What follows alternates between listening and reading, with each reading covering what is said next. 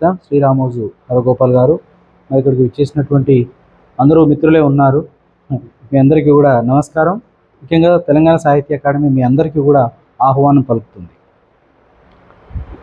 అంటే ఈ కార్యక్రమం ఎందుకు పెట్టానో చెప్పి నేను మామూలుగా ముగిస్తున్నాను. ఎందుకంటే పుస్తక పరిచయానికి ఒకరు ఉన్నారు, పుస్తక ఆవిష్కర్త ఉన్నారు, వారి స్పందన ఉంటుంది. పుస్తకాన్ని వివరంగా పరిచయం చేయడానికి మల్లిక్ గారు ఉన్నారు, తర్వాత వారి యొక్క స్పందన వారు ఉన్నారు. సో ఆల్మోస్ట్ మనకి 2 గంటల సుమారు సభ అనేటువంటిది జరుగుతుంది ఎప్పుడైనా. సో సాహిత్య వారము ముందుగా ఎందుకు మొదలు పెట్టామనంటే, సాహితీవేత్తలకి సాహిత్య అకాడమీకి ఒక బ్రిడ్జ్ అన్నది కొంత ప్రోగ్రామేటిక్గా ఉండాలి, కార్యక్రమాలతోటే ఉండాలి అనేటువంటిది ఒక ఆలోచన ఉండే. ఎందుకంటే నేను చాలాసార్లు వచ్చి నేను 2 సంవత్సరాలు దాటింది. 2 సంవత్సరాలలో కొంత సాహిత్యవేత్తలు రావడము, ఇక్కడ కొంచెం సంప్రదించడము, లేకపోతే కార్యక్రమాలకి కొంచెం దూరంగా ఉన్నట్టు అనిపించింది. అప్పుడు మరి అదొక కారణం అయితే, రెండవది సాహిత్య అకాడమీ చేయాల్సినటువంటి ముఖ్యమైనటువంటి పనులలో సాహిత్య అభివృద్ధిని చేయాలి, సాహితీవేత్తలను ప్రోత్సహించాలి, సాహిత్యాన్ని ఇంకా అందరినీ ప్రేరేపించి వర్క్షాప్స్ అవి పెట్టేసి వాళ్ళ ద్వారా సాహిత్య అభివృద్ధి జరిగేటట్టు చూడాలన్న ఉద్దేశం ఉంది. కాబట్టి మరి ఆ ప్రకారంగా కొన్ని కార్యక్రమాలు నిర్వహిస్తే బాగుంటుందని.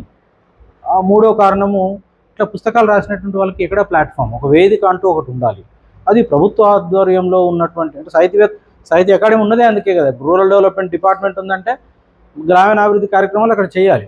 లేకపోతే ఇంకొక ప్రోగ్రామింగ్కి సంబంధించిన ఒక డిపార్ట్మెంట్ ఎడ్యుకేషన్ ఉంది అని అంటే అది విద్యా వ్యవస్థను అభివృద్ధి చేయడానికి, విద్యా వ్యవస్థను నడపడానికి ఉండాలి. మరి సాహిత్య అకాడమీ ఎందుకు ఉంది? సాహిత్య అకాడమీ అంటే సాహిత్యాన్ని అభివృద్ధి చేసేటువంటి చర్యలు, కార్యక్రమాలు అన్నీ కూడా చేపట్టాలి.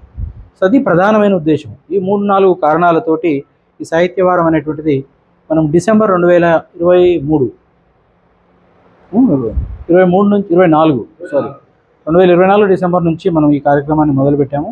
ముఖ్యంగా పుస్తకాలు, కవితలు, తర్వాత కవిత్వము, కథలు ఈ ఆవిష్కరణ చేస్తున్నాము. అంతేకాకుండా మనము సాహిత్య ప్రసంగాలు కూడా చేస్తున్నాం.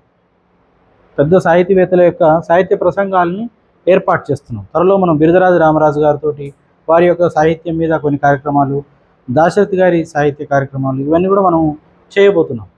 సో ఇట్లా ఈ ప్లాట్ఫామ్, ఈ వేదిక అనేటువంటిది సాహితీవేత్తలకు అందజేయాలి. అంటే ఒకటవ శనివారం, 3వ శనివారం వచ్చిందంటే అందరి మైండ్లోకి వాళ్ళకి ఈ కార్యక్రమం ఉంటుంది. ఇటువైపు వచ్చినా లేకపోతే ఆ సాహిత్యం అంటే ఆ రోజు ఆవిష్కరిస్తున్నటువంటి ఆ కవితనో, కథనో, లేకపోతే ఏదైనా దాని గురించి ఆసక్తితోనైనా, లేకపోతే వాళ్ళకు ఉన్నటువంటి స్నేహంతోనైనా ఇక్కడికి వస్తున్నారు. సో ఇది చాలా ఆనందించదగినటువంటి విషయము. మరి ముచ్చటగా మీ అందరికీ కూడా ధన్యవాదాలు.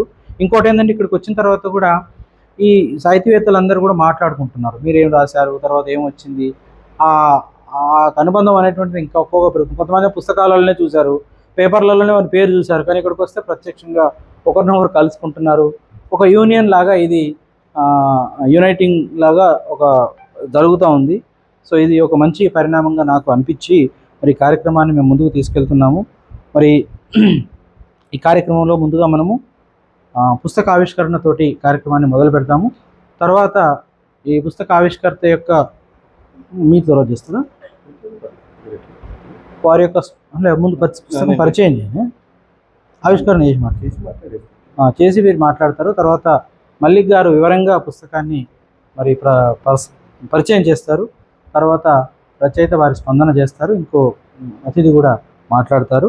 మిగతా ఎవరైనా ఉంటే కూడా మనము స్పందనని తెలియజేయచ్చు. ఇది చిన్నగా మనం కార్యక్రమాన్ని ఇట్లా ఏర్పాటు చేసుకున్నాము.